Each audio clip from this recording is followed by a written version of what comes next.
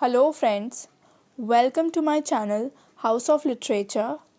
और अगर आपने मेरे चैनल को सब्सक्राइब नहीं किया है तो प्लीज़ मेरे चैनल को सब्सक्राइब करिए ऐसे ही और इन्फॉर्मेटिव वीडियोस के लिए। तो आज का मेरा टॉपिक है डिलन टॉमस की poem do not go gentle into that good night. The poem was written in 1947 and was published in the year 1951। इस पोएम को 1947 में लिखा गया और 1951 में पब्लिश करवाया गया। Dylan Thomas wrote the poem dedicating it to his old father। और पोएट डिलन टॉमस ने ये पोएम अपने बूढ़े पिता को डेडिकेट किया है। The poem is of 5 stanzas.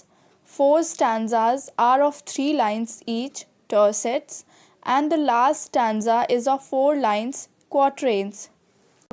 इस पोएम में टोटल 5 स्टैंजाज हैं, जिसमें से कि पहला 4 स्टैंजाज टर्सेट्स है यानी 3 लाइंस की स्टैंजाज है, और जो लास्ट स्टैंजा है वो 4 लाइंस की है, और 4 लाइन स्टैंजा को क्वाट्रेन्स कहते हैं। Dylan Thomas was born on 27th October 1914 and he died on 9th November 1953। He was a Welsh poet and writer। Friends, United kingdom में एक कंट्री है जिसका नाम है वेल्स, तो इस कंट्री के पोएट्स को कॉमनली वेलिश पोएट्स बोला जाता है। He was one of the most important poets of 20th century। Dylan Thomas 20th century के बहुत ही इम्पॉर्टेंट पोएट थे। तो फ्रेंड्स, इस पोएम को डिलन टॉमस ने अपने फादर को डेडिकेट किया था, क्योंकि उनके फादर बहुत ही बूढ़े हो चुके थे और कभी भी उनकी डेथ हो सकती थी। इस पोएम के थ्रू, इस पोएम के ज़रिए पोएट अपने पिता को और दुनिया के सभी बूढ़े और बीमार लोगों से यही रिक्वेस्ट करते हैं कि डेथ का सामना हिम्मत से करना चाहिए, ना कि किसी इंसान को मौत के सामने घुटने टेक देने चाहिए और हार मान लेनी चाहिए। इस पोएम में डिलन टॉमस सभी को ये बताने की कोशिश करते हैं कि लाइफ बहुत ही प्रेशियस है, यानी ज़िंदगी बहुत ही कीमती है। अब पोएम को समझते हैं। Do not go gentle into that good night. तो फ्रेंड्स, यहाँ गुड नाइट का मतलब है आखिरी रात, यानी कि डेथ। मौत को यहाँ गुड नाइट बोला गया है, तो पोएट कहते हैं कि इतनी आसानी से डेथ की तरफ, मौत की तरफ मत जाओ, मत बढ़ो डेथ की तरफ। Old age should burn and rave at close of day. यानी दुनिया में जितने भी बूढ़े लोग हैं, बीमार लोग हैं, उन्हें डेथ के सामने हार नहीं मानना चाहिए, बल्कि उन्हें अपनी ज़िंदगी के लिए मौत से भी लड़ना चाहिए। यहाँ पोएट बूढ़े लोगों से कहते हैं कि उन्हें आखिरी सांस तक डेथ को एक्सेप्ट नहीं करना चाहिए। Rage rage against the dying of the light. Friends, rage का मतलब होता है लड़ना, तो पोएट कहते हैं कि अपनी ज़िंदगी की जलती हुई आग के लिए लड़ते रहो, अपनी ज़िंदगी की लौ को हमेशा जलाए रखने की कोशिश करते रहो। Oh wise man at there and no dark is right. तो वाइज मैन का मतलब होता है बुद्धिमान लोग या समझदार लोग। तो पोएट कहते हैं कि दुनिया में जितने भी बुद्धिमान या समझदार लोग हैं, उन्हें ये बात पता है कि मौत एक न एक दिन आकर ही रहेगी, यानी कि मौत से, डेथ से कभी नहीं जीता जा सकता है, सभी को एक न एक दिन मरना ही है। और वाइज मैन ये बात जानते हैं। Because their words had forked no lightning they. Poet कहते हैं कि हालांकि बुद्धिमान लोग, समझदार लोग ये जानते हैं कि मौत एक न एक दिन ज़रूर आएगा, लेकिन ये जानते हुए भी ये समझदार बुद्धिमान लोग, ये वाइज मैन, मौत को आसानी से एक्सेप्ट नहीं करते हैं।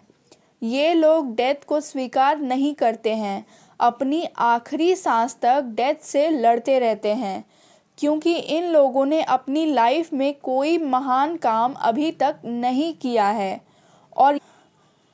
और ये लोग अपनी लाइफ में, अपनी ज़िंदगी में कोई ऐसा काम करना चाहते हैं जिससे कि पूरी दुनिया में लाइटनिंग जैसा इफ़ेक्ट हो। यानी ये लोग ऐसा काम करना चाहते हैं जिससे कि पूरी दुनिया इनके ऊपर प्राउड फील करे। Do not go gentle into that good night. Poet फिर कहते हैं कि हालांकि मरना तो सभी को है, लेकिन इसका ये मतलब नहीं है कि सभी लोग चुपचाप बैठकर मौत के आने का इंतज़ार करें, बल्कि पोएट सभी से रिक्वेस्ट करते हैं कि अपने लाइफ को एंजॉय करिए और अपनी आखिरी सांस तक डेथ से लड़ते रहिए। Good men at the last wave by, crying how bright their frail deeds might have danced in a green bay। अब पोएट कहते हैं कि जो अच्छे लोग हैं, यहाँ गुड मैन अच्छे लोगों को बोला गया है। तो पोएट कहते हैं कि जो अच्छे लोग हैं उनकी आँखों के सामने पूरी ज़िंदगी आ जाती है और ये लोग इस सोच में पड़ जाते हैं कि अगर इन्होंने अपनी लाइफ में कुछ अच्छे काम किए होते तो इससे दुनिया में बहुत बड़ा बदलाव, बहुत बड़ा चेंज लाया जा सकता था। तो यहाँ पोएट इनडायरेक्टली ये कहना चाहते हैं कि समय रहते हमें अपने कामों को करते रहना चाहिए, नहीं तो ओल्ड एज में, बुढ़ापे में रिग्रेट करने के अलावा, पछताने के अलावा हमारे पास और कोई काम नहीं रह जाएगा। Rage rage against the dying of the light. Poet फिर दोहराते हैं कि अपनी आखिरी सांस तक डेथ से, मौत से लड़ते रहिए। Wild men who caught and sang the sun in flight। अब पोएट वाइल्ड मैन के बारे में बताते हैं। फ्रेंड्स, यहाँ पोएट वाइल्ड मैन ऐसे लोगों को कहते हैं जो अपने लाइफ में रिस्क लेते हैं, यानी ऐसे लोग जो अपनी ज़िंदगी में जोखिम उठाते हैं। तो पोएट कहते हैं कि ऐसे लोग अपनी ज़िंदगी पूरी तरह से जीते हैं और इन्हें लगता है कि ये लोग सन के साथ, यानी सूरज के साथ साथ ही ट्रैवल कर रहे हैं, लेकिन इन लोगों को ये नहीं पता है कि सूरज भी एक दिन ढलता है, यानी कि ये भी एक दिन ढल जाएंगे, यानी ये लोग भी एक दिन मर जाएंगे। And learn too late they grieved it on its way। और जब ये लोग सूरज को ढलते हुए देखते हैं तब जाकर इन लोगों को रियलाइज़ होता है, एहसास होता है कि अब इनकी भी मृत्यु होगी, लेकिन तब तक तो बहुत लेट हो चुका होता है, क्योंकि लाइफ में एंजॉय करते करते ये लोग डेथ के इतने करीब आ चुके हैं कि इनकी लाइफ अब लगभग ख़त्म हो चुकी है। Do not go gentle into that good night. लेकिन फिर भी वाइल्ड मैन डेथ को आसानी से एक्सेप्ट नहीं करते हैं। वाइल्ड मैन डेथ से अंत तक लड़ते रहते हैं। Grave men near death who see with blinding sight, blind eyes could blaze like meteors and be gay। Poet of grave men यानी ऐसे लोगों के बारे में बताते हैं जो अपनी लाइफ में हमेशा सीरियस ही रहते हैं, यानी ऐसे लोग जो हमेशा गंभीर रहते हैं और अपनी लाइफ को एंजॉय नहीं करते हैं।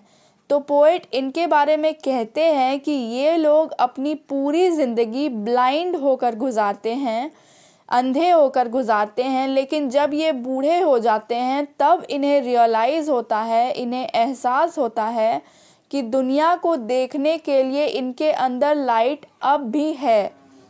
ठीक वैसे ही जैसे मेटियोर यानी कि उल्का पिंड खुद जल चुका होता है, लेकिन फिर भी उसमें लाइट बाकी होता है।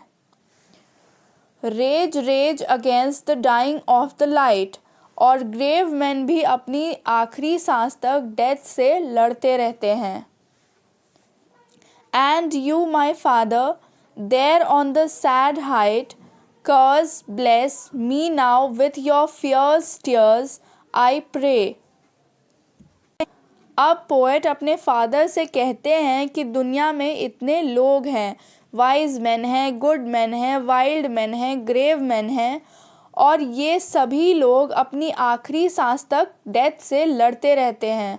और दूसरी तरफ आप हैं जो मौत के इतने करीब होते हुए भी कुछ भी नहीं कर रहे हैं, यानी कि आप डेथ को अपने पास देखकर भी शांत हैं।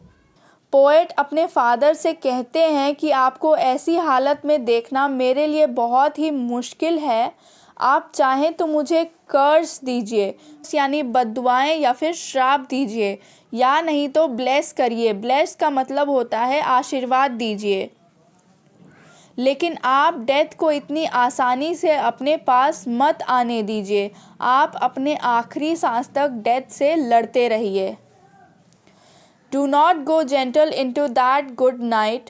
Rage, rage against the dying of the light. तो फ्रेंड्स, ये एक बहुत ही इमोशनल पोएम है जिसमें हम फादर और सन के रिलेशनशिप को देखते हैं। तो आई होप आपको ये पोएम समझ में आया होगा। Thank you for watching.